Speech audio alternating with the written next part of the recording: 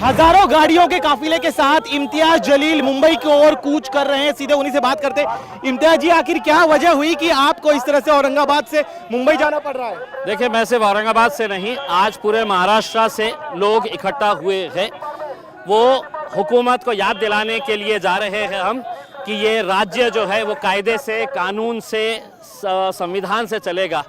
जिस तरीके से जाति, धर्म और मज़हब के नाम के ऊपर गंदी घटिया राजनीति खेली जा रही है, स्टेज के ऊपर खड़े रह के मुसलमानों को गाली दी जा रही है, हमारे धर्म के ऊपर गाली दी जा रही है, कोई कार्रवाई नहीं हो रही है, पुलिस खामोश बैठी हुई है, सरकार प्रशासन है तो इसको बढ़ावा दे रही है। और अफसोस के साथ कहना पड़ रहा है कि अदालतों से जो उम्मीद थी कि अदालत ने इसके बारे में कोई सख्त रवैया अपनाना चाहिए, वो भी जब खामोश नज़र आ रहे हैं तो हमें मजबूरन सड़क के ऊपर उतर के हमें कहीं ना कहीं सरकार को जगाने के लिए हम जा रहे हैं, उन्हें संविधान की एक कॉपी देने के लिए जा रहे हैं। आप कह रहे हैं सरकार को जगाने के लिए जा रहे हैं, लेकिन आप बताइए आखिर इतना बड़ा हजारों गाड़ियों का काफिला आप अरेंज कैसे कर पाए? कितना समय आपको लगा? किन किन संस्थाओं से आपने बात की? मैंने सिर्फ एक प्रेस कॉन्फ्रेंस के अंदर ऐलान किया था कि अब हम मुंबई की तरफ चलेंगे करके, और उसके बाद कहीं पर मुझे कोई मेहनत करने की ज़रूरत नहीं पड़ी। आज आप देखेंगे इतना सारा हुजूम जो है वो इस बात की गवाही दे रहा है कि लोगों के अंदर कितनी नाराज़गी है।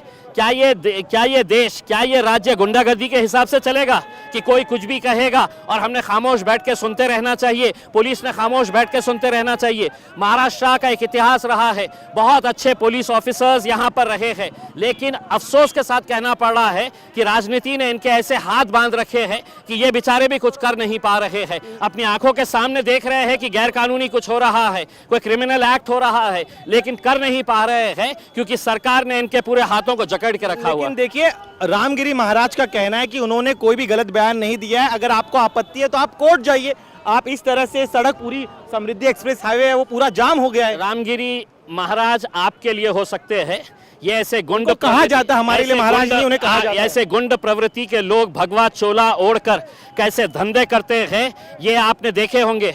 आसाराम बापू के सामने है तो पैरों के ऊपर पड़े रहते थे, लोटांगन करते थे, आज जेल में पड़ा हुआ है। ये भी जो है ये एक घटिया किस्म का आदमी है जिसकी मानसिकता घटिया है, और प्रवचन के दौरान इंसान ने इंसान